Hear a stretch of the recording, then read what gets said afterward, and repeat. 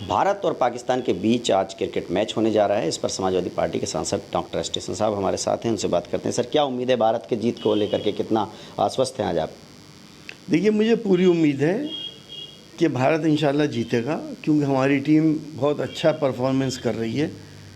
हमें अच्छी मैच की एक आज उम्मीद है, और भारत पाकिस्तान के मैच में एक स्पोर्ट्समैन स्पिरिट भी होनी चाहिए। ये कोई जंग का मैदान नहीं है, पड़ोसी से हम मैच खेल रहे हैं और हम समझते हैं कि रिश्ते सुधारने का एक मौका होना चाहिए इन मैचों के ज़रिए। अच्छी बात है कि मैच हो, हार जीत तो जाहिर है, एक टीम हारती है और दूसरी जीतती है। आपको उम्मीद है भारत की टीम जीतेगी। दूसरा ये बताइए, 2024 का चुनाव जो है वो आने वाला है, टिकटों का बंटवारे की क्या प्रोसेस चल रही है, और जो बिहार सरकार ने अभी ओबीसी को प्रमोशन में आरक्षण दिया है, कई बड़े फैसले लिए हैं, 8 बड़े फैसले लिए हैं, क्या उससे लाभ मिलेगा इंडिया गठबंधन को? देखिए, अभी तक पूरा हिंदुस्तान एक इल्यूजन के अंदर था। ओबीसी का पता ही नहीं था। 50% लोग कह रहे थे। पीडीए जो है, अब जैसे जैसे बिहार के आंकड़े आए हैं 85% हैं। ये 85% जो हैं वो बहुत दबे कुचले हैं। इनका स्टेटस बढ़ाने की ज़रूरत है। नीतीश सरकार ने जो फैसले लिए, मैं समझता हूँ बिल्कुल सही फैसले लिए हैं। इन लोगों के स्टेटस बढ़ना चाहिए ताकि एक इक्वलिटी हो पूरे देश के अंदर। ये नहीं कि एक आसमान पे है तो दूसरा ज़मीन पे है। तो आपको लगता है कि जातीय जनगणना और नीतीश सरकार के जो ये फैसले हैं पिछड़ा, दलित और माइनॉरिटी के हक वाले, तो इससे आपको लगता है कि इंडिया गठबंधन की तरफ ये तबका जो है आएगा, मूव करेगा? यकीनी तौर पे सारे लोग यही सोच रहे हैं कि हम अभी तक बेवकूफ़ बन रहे थे। हमें आंकड़ों के चक्कर में लोगों ने फंसाया और हमें बेवकूफ़ बनाते रहे। बात करते हैं सब लोग इनके उत्थान की, लेकिन प्रैक्टिकल क्या है? प्रैक्टिकली तो ये है कि नौकरियां ख़त्म की जा रही हैं, पब्लिक सेक्टर में सारे हमारे प्रॉफिट मेकिंग यूनिट्स दी जा रही हैं। तो नौकरियां भी ख़त्म कर रहा हो, आरक्षण भी ख़त्म कर रहा हो, ये भी नहीं बता रहा है कि कौन सी जाति कितनी है। देश हिंदुस्तान एक रंग बिरंगी फूलों का गुलदस्ता है।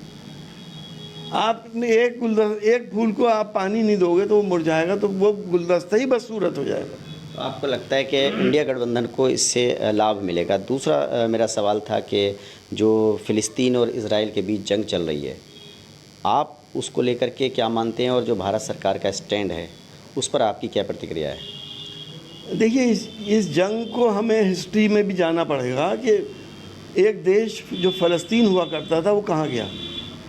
सेकेंड वर्ल्ड वार में उसने सहारा दिया था, इनका हर जिम्मेदारी उठाई थी, और उसके बाद इन्होंने कब्ज़ा कर लिया ज्यूज़ ने उसके ऊपर। और आज ये हालात हैं कि फ़लस्तीन के लोगों के साथ पिछले 70-80 साल से मुसलसल जुल्म हो रहा है। कितनी बार आप लोगों ने दिखाया और देखा होगा कि दीवार से खड़ा करके हाथ बांध के गोलियां मार दी गई। कितनी बार आपने देखा होगा कि ऐसी बॉम्बिंग की गई जिसमें बच्चे भी मर गए, औरतें भी मर गईं, बूढ़े भी मर गए। फ़लस्तीन में जो कुछ भी हो रहा है वो अपना हक पाने के लिए वो लोग कोशिश कर रहे हैं, लेकिन जो तरीक़ा है आतंकवादी तरीक़ा नहीं होना चाहिए। इस्लाम ने कभी भी इस बात की इजाज़त नहीं दी है कि बेकसूर लोगों को मार दिया जाए, कभी भी इस बात की इजाज़त नहीं दी है। लेकिन चूँकि ये पिछले 100 साल से 80 साल से हो रहा है, तो वो अपना हक मांगने के लिए उनके साथ जितनी ज़्यादती हुई हैं, तो वो इस पॉइंट पे क्यों आ गई, ये भी तो इंसान सोचे। मतलब हमास ने जो 7 अक्टूबर को हमला किया था अचानक से इजराइल पर, आपको लगता है कि वो कंडम उसको करना चाहिए? वो एक दहशतगर्द हमला था। देखिए, अगर वो दहशतगर्द हमला था तो सबसे बड़ा दहशतगर्द मुल्क तो इसराइल है। वो तो 80 साल से कर रहा है ये काम। उससे बड़ा दहशतगर्द तो कोई है ही नहीं। आज इसराइल कह रहा है कि 20 लाख लोग जो हैं 24 घंटे में खाली करके चले जाएं। इंसानियत है ये? दुनिया खामोश है इसलिए क्योंकि अमेरिका ताकतवर है। वो लोग तो अमेरिका से लड़ रहे हैं, इसराइल थोड़ी लड़ रहा है। तो अब इंसाफ की बात दुनिया करते हुए हिचकिचा क्यों रही है? जो इजराइल बमबारी कर रहा है उसमें आरोप लग रहा है कि फास्फोरस का भी इस्तेमाल कर रहा है, तो क्या मानते हैं, क्या ये एक जो नियमों का उल्लंघन है, अंतर्राष्ट्रीय नियमों का जो जंग के हैं? यकीनी तौर पे ये उल्लंघन है। जो फास्फोरस बॉम्ब्स हैं वो ऑक्सीजन सारी एब्जॉर्ब कर लेते हैं और कोई भी लिविंग क्रिएचर नहीं बचता, इंसान ही नहीं, जानवर, परिंदे, कीड़े मकोड़े सब मर जाएंगे वहाँ पे। तो ये कहाँ की इंसानियत है? इससे बड़ी हैवानियत और क्या होगी? क्या जिस चीज़ पे बैन लगा हुआ है और जो इंटरनेशनल नॉर्म्स है, वार के भी कुछ नॉर्म्स हुआ करते हैं, वो फॉलो नहीं कर रहा। माइट इज़ राइट, वो जो कर रहा है वो ठीक है। ये जंग अब मुझे लगता है बहुत ख़तरनाक सूरत इख्तियार करने जा रही है। इस्लामिक वर्ल्ड बहुत बड़ी वर्ल्ड है और वो भी अब इस बात को कह रहे हैं, 24 मुल्कों ने इस बात को कहा है कि ये बंद होना चाहिए। जिस तरह से इंसानियत पे अगर जुल्म हो रहा है, हम भारतवासियों को भी उस जुल्म के ख़िलाफ़ खड़ा होना चाहिए। हमें प्रधानमंत्री नरेंद्र मोदी ने कहा कि जंग किसी के हित में नहीं होती है और अब एक ख़तरनाक दौर से हम गुजर रही है दुनिया और शांति होनी चाहिए। तो क्या आपको लगता है कि प्रधानमंत्री नरेंद्र मोदी इसको रुकवाने में अहम रोल अदा कर सकते हैं? क्योंकि अरबों से उनके रिश्ते भारत के अच्छे हैं, इजराइल से रिश्ते अच्छे हैं। इजराइल पर हुए अटैक की प्रधानमंत्री नरेंद्र मोदी ने निंदा की थी। दूसरी तरफ भारत सरकार ने UN में कहा कि एक स्वतंत्र फ़िलिस्तीन राष्ट्र होना चाहिए।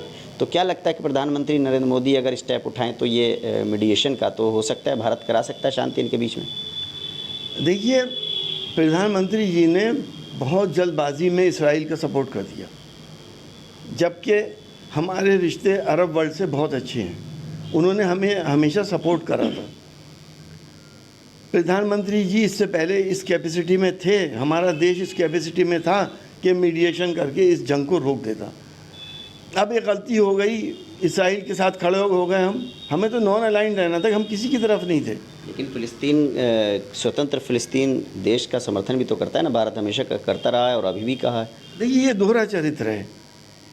आप एक तरफ होइए, ये कंफ्यूजिंग बातें कि हम इसराइल के साथ खड़े हैं, हम इसराइल की मदद कर रहे हैं, और दूसरी तरफ ये हम फ़लस्तीन के कॉज के साथ खड़े हैं। ये क्या बात हुई? बोल्ड बात करें कि अगर फ़लस्तीन के साथ जुल्म हो रहा है और फ़लस्तीन की स्टेट को लिबरलाइजेशन के लिए काम हो रहा है तो हम उसके साथ खड़े हैं तो हैं।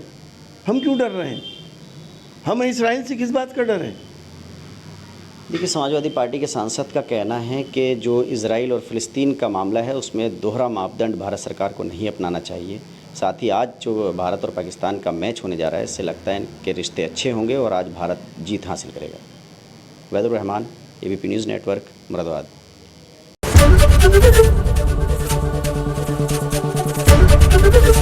ABP गंगा, खबर आपकी, जुबान आपकी।